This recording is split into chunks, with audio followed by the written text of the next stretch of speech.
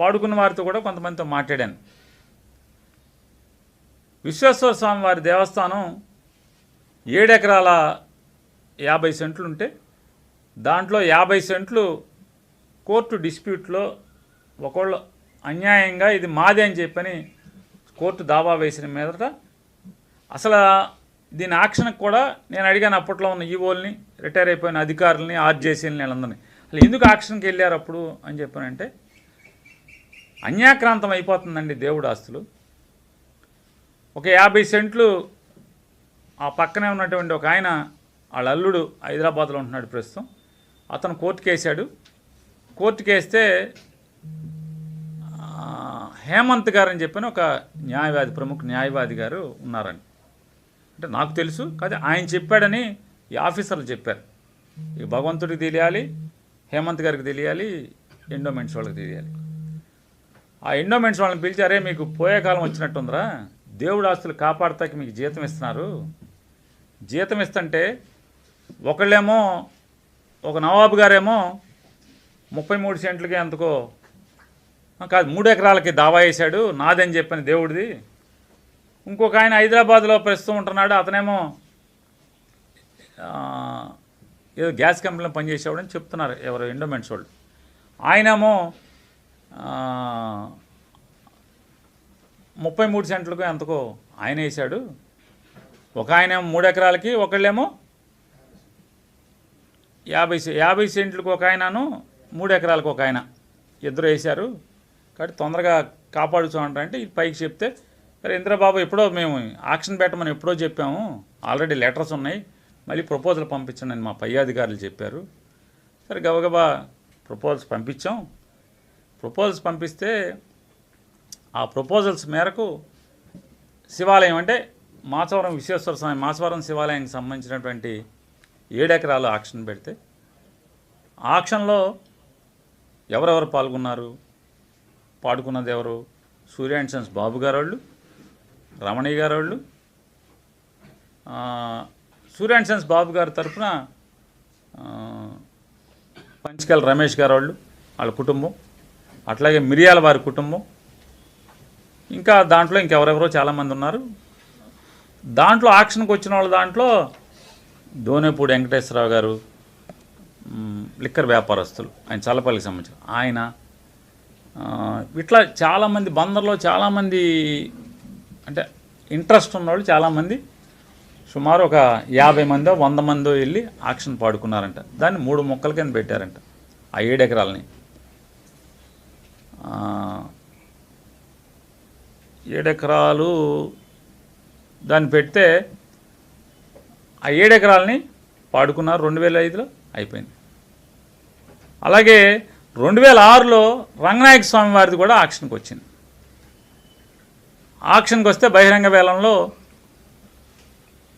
దాంట్లో కూడా చాలామంది పాల్గొన్నారు. ఆ చాలామంది పాల్గొన్న దాంట్లో పాల్గొన్న తర్వాత ఇంకా విషయాలకు వస్తాను.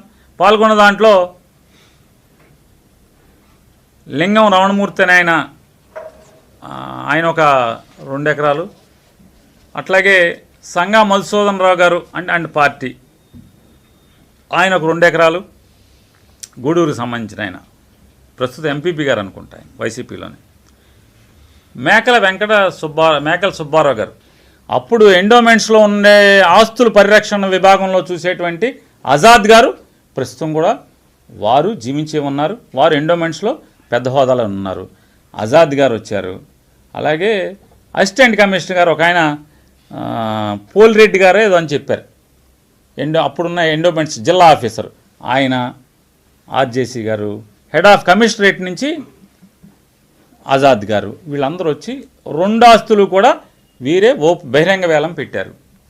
బహిరంగ వేలం పెట్టి దాన్ని కమిషనరేట్కి రాశారు. పైదాకా వెళ్ళి పైనుంచి వచ్చింది. అలాగే ముందుదేమో ఆక్షన్ అయిపోయింది, అన్నీ అయిపోయింది. రెండోది కూడా ఆక్షన్ అయిపోయింది. 2006లో రంగనాయక స్వామి ఆలయం ఆక్షన్ జరిగితే 2011లో సేల్ కన్ఫర్మేషన్ వచ్చింది. 2006లో ఆక్షన్ జరిగిందంట, 2011లో సేల్ కన్ఫర్మేషన్ వచ్చి 2011లో వీరు రిజిస్ట్రేషన్ చేసుకున్నారు. ఈ 3 పార్టీలు వారు పాడుకున్న వాళ్ళందరూ కూడా.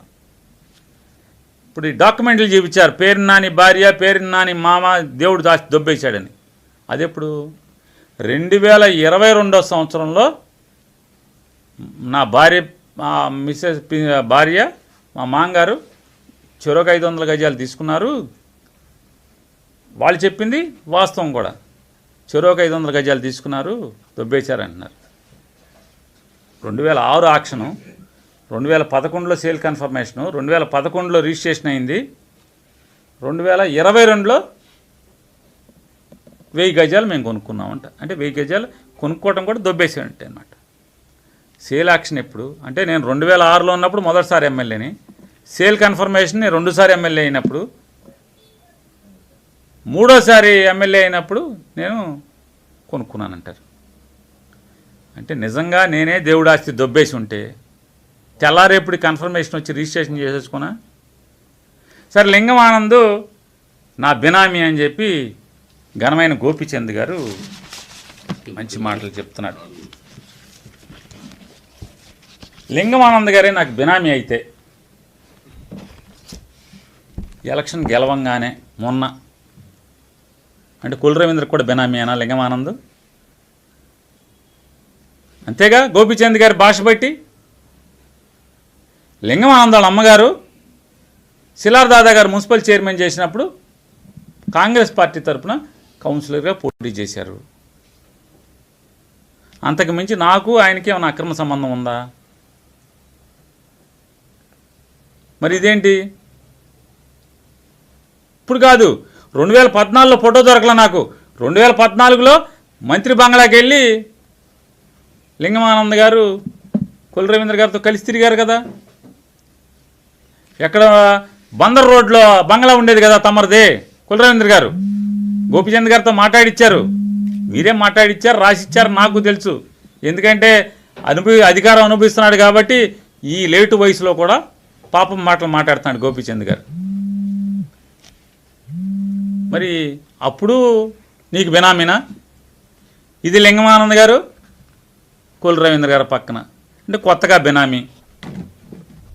ఇది ఎప్పుడు గెలవంగానే 2024 జూన్లో, ఇది మన 2025 జనవరి 1. జనవరి 1కి ఇదెవరు? కుల రవీంద్ర బినామీగా. అంటే లింగమానంద్ ఎంతమందికి బినామీ ఉంటాడు? కుల రవీంద్రకి బినామీ, నాకు బినామీనా?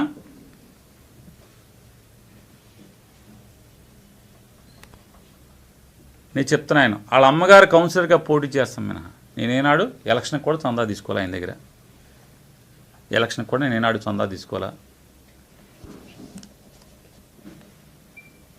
అడగండి, మీ పార్టీ తరఫున బ్రాందీ షాపులో వాళ్ళు ఉన్నారు కదా, ఎప్పుడన్నా పిలవటం, ఎవరి మీద కేసులు రాయించడం మీకులాగా ఏమన్నా ఉన్నాయా? మరి ఈ 500 గజాలు గురించి అంటే నా భార్య పేరు మీద 500 గజాల గురించి వాటి గురించి మాట్లాడుతున్నారు కదా. అదేది ఎలక్షన్ అఫిడవిట్, అదే income tax returns election affidavit. ఇది మా అబ్బాయి పోటీ చేసిన ఎలక్షన్ అఫిడవిట్. పేర్ని కృష్ణమూర్తి నా కొడుకు పోటీ చేసిన అఫిడవిట్. మా అబ్బాయికి పెళ్లి కాలేదు కాబట్టి మొత్తం నా పేరున్న ఆస్తులు కానీ, మా వ్యాపారాలు కానీ, బ్యాంక్ అకౌంట్లు కానీ, అలాగే నా భార్య పేరు మీద ఉన్నటువంటి ఆస్తులు కానీ, బ్యాంక్ అకౌంట్లు కానీ, లావాదేవీలు కానీ మొత్తం లోన్లతో సహా ప్రతిదీ మేము డిక్లేర్ చేయాలి. ఇది ఎలక్షన్ కమిషన్కి ఇచ్చినటువంటి మన దాంట్లో డిక్లేర్ చేసాం.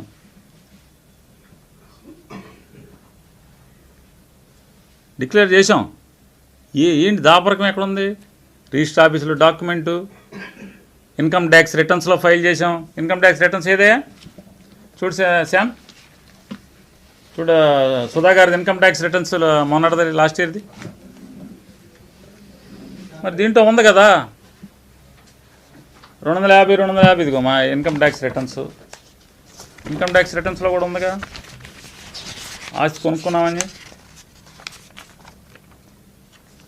ఎంత పెట్టి కొనుక్కున్నాం? గజం 11,500 రూపాయలు.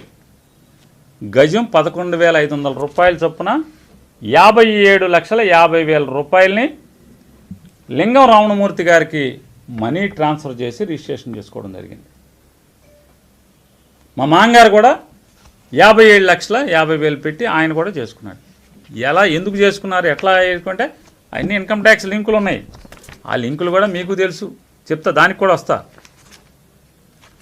రైల్వే స్టేషన్ ఎదురుగుండా పట్టపు రామచంద్రరావు గారికి ఒక స్థలం ఉంటే, ప్రస్తుత రైల్వే స్టేషన్ ఎదురుగుండా